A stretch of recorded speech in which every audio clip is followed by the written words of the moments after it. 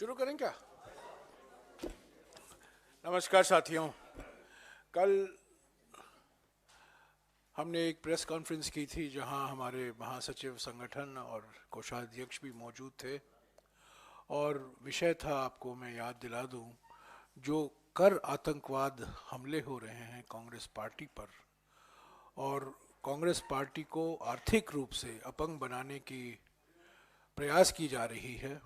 जो बीजेपी सरकार, मोदी सरकार लगी हुई है, उसके बारे में जो कुछ जानकारी हमारे पास थी हमने आपके द्वारा देश के सामने रखा। ये नोटबंदी को आगे ले चलता है।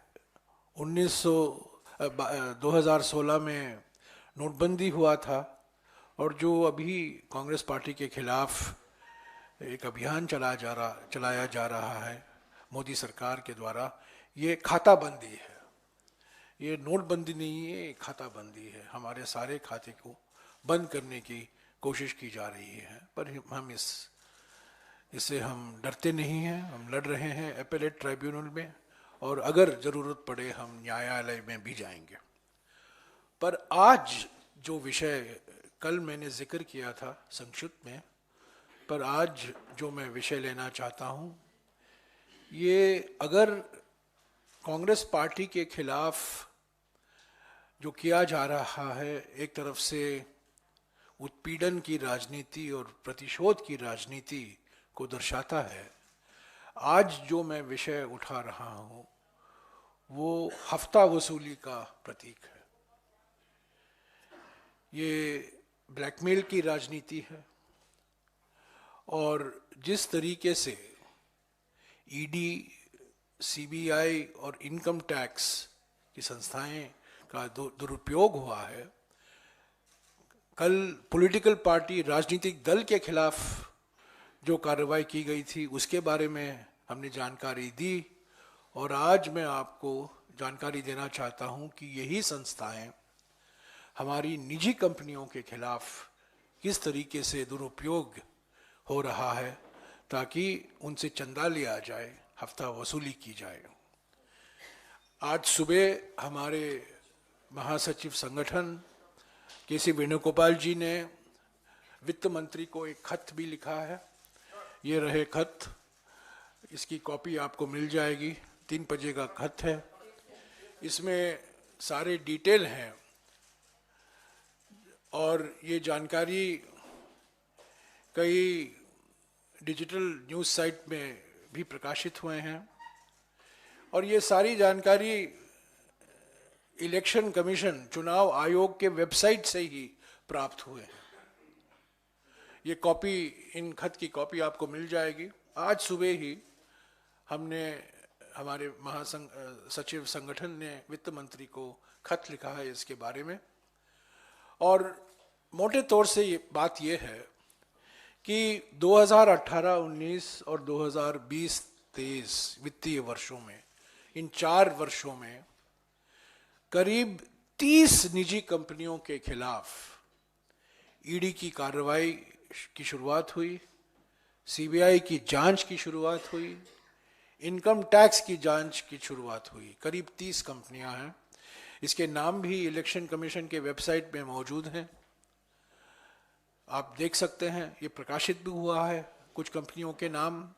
30 कंपनियां हैं जिनके खिलाफ ईडी, सीबीआई और इनकम टैक्स छोड़े गए हैं और इनसे इन 4 सालों में बीजेपी पार्टी को 335 करोड़ रुपया चंदा मिला है। 1 करोड़ नहीं, 10 करोड़ नहीं, 100 करोड़ नहीं, 335 करोड़ रुपया। और ये डिक्लेयर्ड है, ये घोषित किया गया है बीजेपी की ओर से और ये सब जानकारी इलेक्शन चुनाव कमीशन के वेबसाइट पर आपको मिल जाएगा। 30 कंपनियां हैं। इन 4 साल में 335 करोड़ रुपया चंदा बीजेपी को मिला है और हम समझते हैं, ये मानना है, बिल्कुल साफ सबूत है कि ये हफ्ता वसूली और कुछ नहीं है। कुछ ऐसी कंपनियां हैं जो 2018 के पहले कभी बीजेपी पार्टी को चंदा नहीं दी थी। 2018 के बाद उन्होंने चंदा देना शुरू किया। कुछ ऐसी पार्टियां हैं कुछ ऐसी कंपनियां हैं जिनके खिलाफ जो कार्रवाई शुरू की गई है, वो कांग्रेस पार्टी को चंदा दिया करते थे पहले, वो कांग्रेस पार्टी को भी चंदा देना बंद कर दिए हैं। कंपनियों के खिलाफ जो कार्रवाई करनी है आप कीजिए। अगर कोई कानून का उल्लंघन हुआ है तो जरूर कार्रवाई होनी चाहिए, पर धमकी देकर, ईडी के द्वारा धमकी देकर, सीबीआई के द्वारा धमकी देकर और इनकम टैक्स के द्वारा धमकी देकर उन्हीं कंपनियों से, उन्हीं निजी कंपनियों से चंदा लेना, मैं समझता हूं ये बिल्कुल साफ दर्शाता है कि मूल मकसद क्या था। ईडी, सीबीआई और इनकम टैक्स की जांच का मूल मकसद यही था, हफ्ता वसूली। ये ब्लैकमेल की राजनीति का एक मिसाल है। तो हमारे ओर से हमारे महासचिव संगठन ने वित्त मंत्री को लिखा है कि ये बिल्कुल नामुमकिन है। हालांकि मोदी है तो मुमकिन है, ऐसे ही जो कारनामे होते हैं इन्हीं के कार्यकाल में हुआ है। कभी किसी राजनीतिक दल का खाता बंद नहीं हुआ है, किसी पर इनकम टैक्स का नोटिस इतनी भारी मात्रा में नहीं आया है, और इस तरह किसी निजी कंपनियों के खिलाफ कार्रवाई नहीं की गई है ताकि उनसे आप चंदा हासिल करें। तो हमने इसकी जांच की मांग की है। हमने सवाल भी उठाए हैं वित्त मंत्री से, जो आप पढ़ेंगे। तो हमने 3 सवाल उठाए हैं। एक सवाल तो यह है कि क्या आपने तो अर्थव्यवस्था पर श्वेत पत्र प्रकाशित किया, क्या आप हफ्ता वसूली पर एक श्वेत पत्र प्रकाशित करेंगे? क्या जनता को विश्वास में लेंगे कि आपके पार्टी को चंदा मिला है, कहां कहां से चंदा मिला है? और ये विषय और भी महत्व रखता है क्योंकि सुप्रीम कोर्ट ने कहा है कि इलेक्ट्रल बॉन्ड परियोजना हमारे संविधान के खिलाफ है। दूसरा जो सवाल हमने उठाया है कि आप अगर, जैसे कि आप दावा करते हैं कि आपका फाइनेंसिंग, दल का पार्टी का फाइनेंसिंग बिल्कुल पारदर्शिता से होता है, आपको कोई छुपाने की जरूरत नहीं है। अगर ये बात सही है कि जो जानकारी आई है चुनाव आयोग के वेबसाइट में, जो जानकारी ली गई है इन न्यूज़ पोर्टल के द्वारा, क्या उसका आप खंडन करेंगे?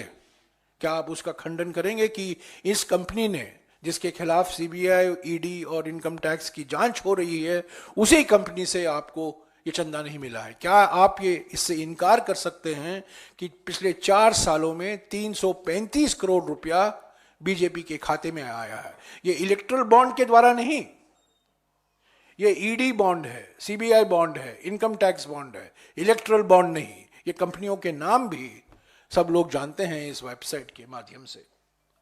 और तीसरा सवाल जो हमने कहा है कि अगर आपकी नीयत साफ है, अगर आपने कुछ गलती नहीं की है, कि क्या आप एक सुप्रीम कोर्ट द्वारा मॉनिटर्ड जांच को स्वीकार करेंगे?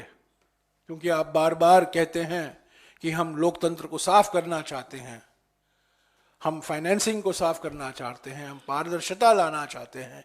इसी दावे के साथ आपने इलेक्ट्रल बॉन्ड की घोषणा की थी, जो सुप्रीम कोर्ट ने कह दिया है कि वो कानून के खिलाफ और संविधान के खिलाफ था, और ये लोकतंत्र के लिए बहुत खतरनाक साबित हुआ है। तो क्या, अगर आपकी नीयत साफ है, अगर आप कुछ छुपाने के लिए कुछ नहीं है, तो इन 3 सवाल जो कांग्रेस पार्टी ने उठाए हैं और हमारे महासचिव संगठन ने वित्त मंत्री को लिखा है, क्या उसका जवाब आप देंगे कि नहीं?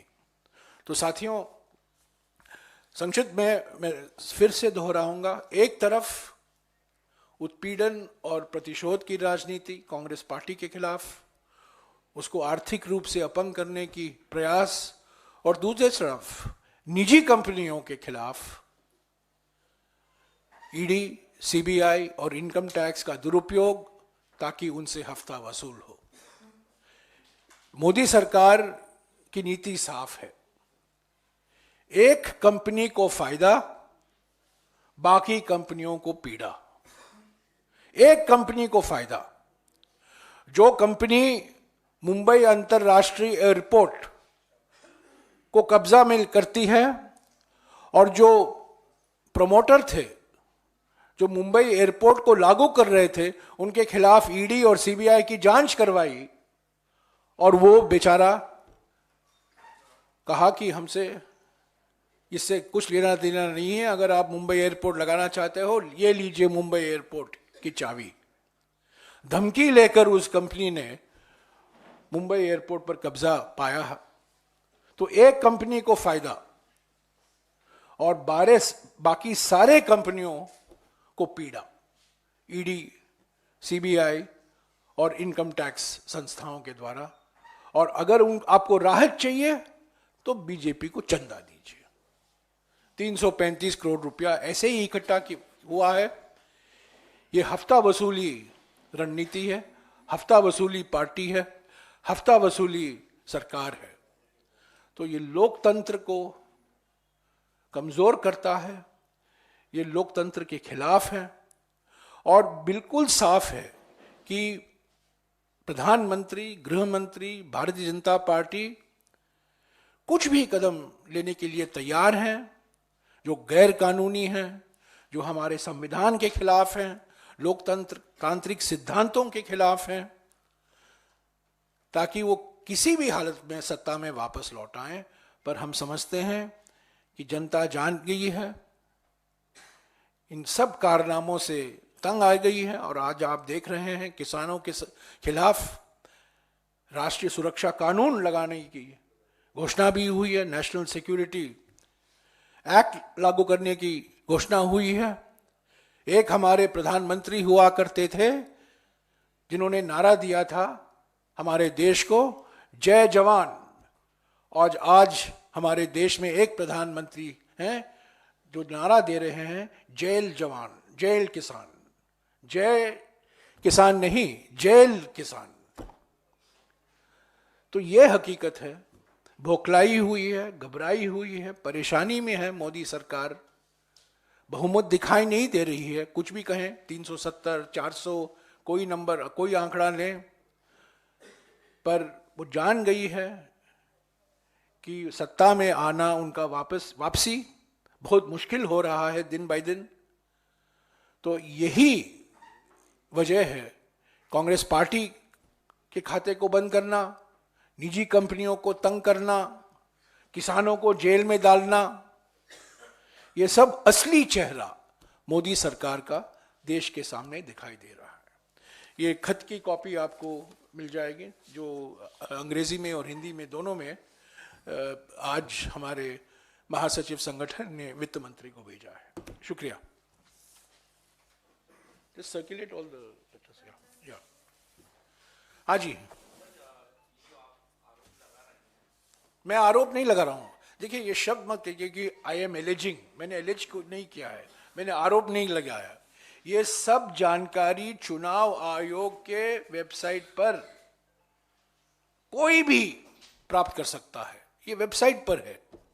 ये पार्टी द्वारा जानकारी दी गई है, ये कंपनियों का नाम है, किनके खिलाफ ईडी, सीबीआई और इनकम टैक्स की जांच हो रही है, वो भी पब्लिक में है। वो तो ये हम कोई आरोप नहीं लगा रहे हैं, जो वास्तविकता है वो हम देश के सामने रख रहे हैं कि 30 कंपनियां हैं, इनके खिलाफ ईडी, सीबीआई और इनकम टैक्स की जांच हो रही है। और इन्हीं 30 कंपनियों ने पिछले 4 वित्तीय सालों में 335 करोड़ रुपया चंदा बीजेपी को दिया है। उस पर सवाल है। तो ये आरोप नहीं है, ये सवाल है। we have raised three questions of the finance minister. One, you put a white paper on the economy. Are you prepared, if you think you're claiming that you are transparent in party funding, will you come up with a white paper on party finances? Number one. Number two, the second question that we have asked is that if you have nothing to hide, then will you rebut point by point all the information that has come out on the 30 companies and their links with the BJP over the last 4 years, whether they are being investigated, which is a fact, whether they have funded the BJP, which is also a fact. If it's not a fact, you rebut it. That's the second question. And the third question we are asking, if you have nothing to hide, will you agree to a Supreme Court monitored investigation into the misuse of the ED, CBI and income tax? Let me make it absolutely clear. When the law is broken, if there is evidence to show that the law is broken, please investigate. But if you use investigation as a means of blackmail to force the companies, these companies, 30 companies that are being investigated, they have contributed 335 crores to the BJP, which is a documented fact. Will you return this 335 crores till those 30 companies' innocence or guilt is established? While the investigation is going on, you have collected 335 crores. What does it mean? That means you're using investigation as a tool of blackmail. ये हफ्ता वसूली है और कुछ नहीं है. ये ईमानदारी की जांच नहीं है. It is no, we all know that the ED, the CBI and the income tax dances to the tune of the Prime Minister. पिछले 5-6 सालों में जो कानून के संशोधन लाए गए हैं, इनकम टैक्स के कानून में जो संशोधन किया गया है, PMLA कानून में जो संशोधन किया गया है, वो अफसरों को भयंकर अधिकार देता है. इस पर पार्लियामेंट में चर्चा नहीं हुई क्योंकि वो मनी बिल के द्वारा ये संशोधन लाए थे. और मैंने खुद सुप्रीम कोर्ट में आपत्ति जताई है और मेरा एक केस वहां पेंडिंग है. सारे के सारे संशोधन, मनी लॉन्ड्रिंग एक्ट के संशोधन, इनकम टैक्स एक्ट के संशोधन, सारे के सारे संशोधन मनी बिल के द्वारा लाए गए हैं ताकि राज्यसभा में उसका कोई चर्चा ना हो और उस पर कोई बहस ना हो. तो ये जो अधिकार दिए गए हैं, भयंकर अधिकार दिए गए हैं अफसरों के हाथ में, भयंकर अधिकार दिए गए हैं.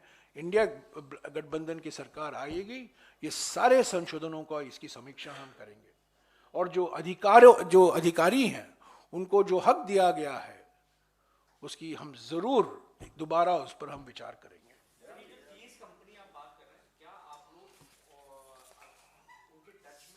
नहीं, मैं उनके टच में नहीं हूं. ये 30 कंपनियां की लिस्ट अगर आपको चाहिए, आप वेबसाइट पर जाइए. जिस डिजिटल वेबसाइट को बड़े धैर्य शैली से वो मेन स्ट्रीम मीडिया के नहीं थे, पर उन्होंने इन 30 कंपनियों को नाम भी दिए हैं. मेरे पास है वो नाम और ये 30 कंपनियों के खिलाफ जांच हो रही है. और इस 30 कंपनियों के नाम बीजेपी ने जो कागजात दिए हैं इलेक्शन कमीशन को कि कहां कहां से हमें चंदा मिला है, इलेक्टोरल बॉन्ड से नहीं और कहीं से जो चंदा आता है उसको डिक्लेयर करना पड़ता है. तो ये सब इलेक्शन कमीशन के वेबसाइट से ही हासिल की गई जानकारी है. हम कंपनियों से हमारा कुछ लेना देना नहीं है. मैं आपको बता दूं कि इन 30 कंपनियों में से सिर्फ 3 या 4 कंपनियां हैं जो कांग्रेस पार्टी को चंदा दिया करते थे. ज्यादातर इन 30 कंपनियों में से 23 कंपनियां हैं. 30 में से 23 कंपनियां हैं जिन्होंने 2018 के पहले बीजेपी को कुछ चंदा नहीं दिया था. मैं आपको और जानकारी दूंगा. ये 23 कंपनियां जो हैं 2018 के पहले बीजेपी के साथ उनका कोई ताल्लुकात नहीं था, पर 2018 के बाद इन 23 कंपनियों ने करीब 188 करोड़ रुपया, 188 करोड़ रुपया चंदा दिया है इन 23 कंपनियों ने, जो 2018 तक कोई नाता नहीं था। जांच शुरू हुई, ईडी, सीबीआई, इनकम टैक्स छोड़े गए और 188 करोड़ रुपया बीजेपी को मिला। यह हफ्ता वसूल है। हाँ जी, एक मिनट आ रहा हूं, एक मिनट। जिन पर आरोप आप लगा रहे हैं, उनसे आप सवाल पूछ रहे हैं अपने मन से, वो तो ठीक है, लेकिन आप उन्हीं से जांच की मांग भी कर रहे हैं। क्या इस मामले को लेकर कांग्रेस सीवीसी या लोकपाल या for that matter supreme court जाएगी कि जो बहुत सारे दरवाजे हम खटखटाएंगे, इसको यहां तक नहीं है। पहला कदम हमने लिया है, पहला कदम हमने वित्त मंत्री को अवगत कराया है, क्योंकि वित्त मंत्री को पूरी जानकारी नहीं हो सकता है, वो नहीं जानती होंगी। तो वित्त मंत्री को आज सुबह खत किया है, तो अभी और भी दरवाजे खटखटाएंगे, इसको हम यहां नहीं छोड़ेंगे। हमारे खिलाफ खातेबंदी की जो कार्रवाई की जा रही है वो अलग है, वो लड़ाई हम लड़ते रहेंगे। पर ये ईज ऑफ डूइंग बिजनेस वाली सरकार है, ईज ऑफ डूइंग बिजनेस वाली सरकार है, और उसी सरकार का असली चेहरा हफ्ता वसूली है। तो जहां कहीं हमें जाना है, लोकपाल, सीवीसी, हम जरूर जाएंगे, ईडी को भी हम खत लिखेंगे, पर पहला कदम हमने वित्त मंत्री को लिखा है। सर, आप कह रहे हैं इंडिया सरकार आएगी तो आप इन कानूनों को बदलने की बात कर रहे हैं। बिल्कुल।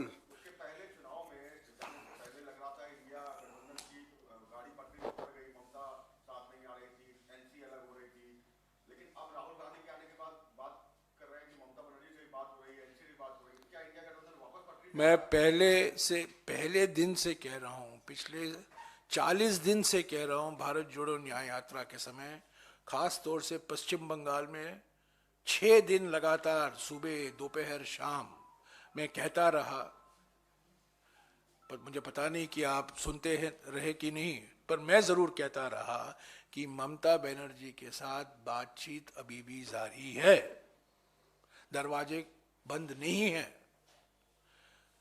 समाजवादी पार्टी के बारे में भी ये कहा करता था, लोग कहते थे आप कैसे कह सकते हैं, पर समझौता तो हो गया है। आम आदमी पार्टी के साथ अभी 1-2 दिन में अंतिम रूप दिया जाएगा। ममता बनर्जी के साथ भी बातचीत चल रही है, अंतिम रूप अभी गठबंधन को पश्चिम बंगाल में नहीं दिया गया है, बातचीत चल रहा है। किससे? सभी पार्टियों के साथ बातचीत चल रही है, नेशनल कॉन्फ्रेंस, डीएमके, एनसीपी और शिवसेना, उद्धव ठाकरे के साथ तो अंतिम रूप दे दिया गया है। पर अभी सवाल जो उठ रहे हैं खास तौर से पश्चिम बंगाल और जम्मू और कश्मीर के संदर्भ में उठ रहे हैं। मैं कह सकता हूं आपको औपचारिक तौर से कि इन दोनों राज्यों में हमारे बातचीत इंडिया गठबंधन के सहयोगी दलों से जारी है। मैं उनकी भावनाओं पर क्या टिप्पणी कर सकता हूँ। राहुल गांधी लगातार भारत जोड़ो न्याय यात्रा में मोदी सिंह, आदिवासी और दलित का मसला उठा रहे हैं, लेकिन प्रधानमंत्री नरेंद्र मोदी ने इंडी अलायंस पे हमला किया कि नहीं, आप ये हफ्ता वसूली के बारे में मुझे पूछेगा प्लीज, थोड़ा प्रधानमंत्री की रणनीति मत अपनाइए, डाइवर्ट मत कीजिए। हफ्ता वसूली का विषय है, मैं आपका सवाल जवाब दूंगा, पर जो विषय जो है उस पर आप रहिए। मैंने पहले भी कहा, हमारे राजनीति में 2 दिन बड़े लंबे समय होता है। We can't see a third seat. Who is saying? The Trinamool Congress. Trinamool Congress has said many things. Trinamool Congress has also said we are committed to the India Gadbandhan. The leader, the supreme leader of the Trinamool Congress has said that she is committed to defeating the BJP, that she wants the India Gadbandhan to be strengthened. In politics, people say many things depending on circumstances. They are reacting to certain situations.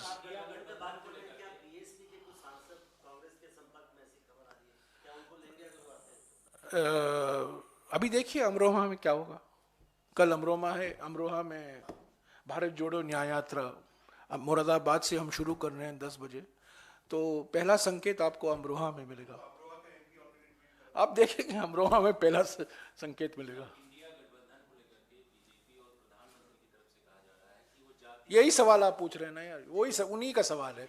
तो हफ्ता वसूली के बारे में पूछो यार, हफ्ता वसूली के बारे में, हफ्ता वसूली के बारे में।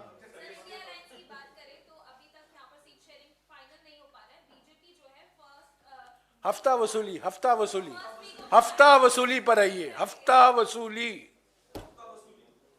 हफ्ता वसूली, हाँ, good man.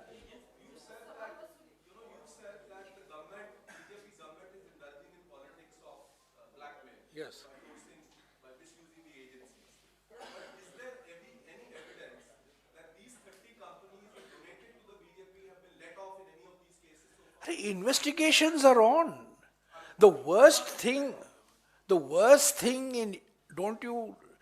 in India, process is punishment. In Indian system, process is punishment. सिर पर ये लटका के रहो, तभी तो आप पटरी पर आओगे। आपको छूट दिया जाएगा तो आप भूल जाओगे। जब तक ये तलवार है, ईडी का तलवार, सीबीआई का तलवार, इनकम टैक्स का तलवार आपके सिर पर है, आप पटरी पर रहोगे, चंदा देते रहोगे, जांच बंद हो जाएगी, आप चंदा भी भूल जाओगे, बीजेपी को भी भूल जाओगे। समझ गए रणनीति क्या है? रणनीति ये है, ये तलवार लटका के रहो बस, तब देते रहोगे आप, हफ्ता वसूली होते रहेगी। 2018-19 और 2022-23 के बीच में, इन 4 सालों के बीच में ये जानकारी है, जो जानकारी दी गई है, जो प्रकाशित भी हुआ है, 235 करोड़ का 30 कंपनियों का 2018-19 और 2022-23 के बीच में, 4 सालों के बीच में।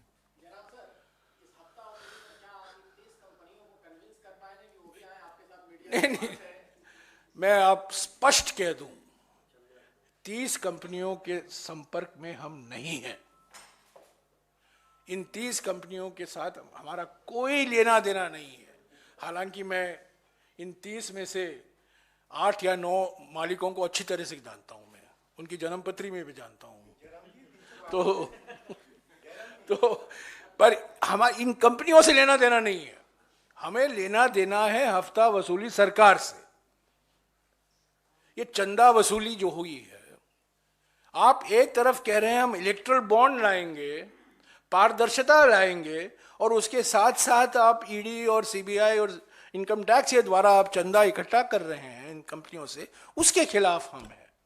और जैसा कि मैंने कहा, एक कंपनी को फायदा और सारे बाकी कंपनियों को पीड़ा, ये ईज ऑफ डूइंग बिजनेस थोड़ी है। हाँ जी, 335 बोल रहे हैं, 235 करोड़। अरे यार, फिर से मैं बताऊं, 30 कंपनियां हैं।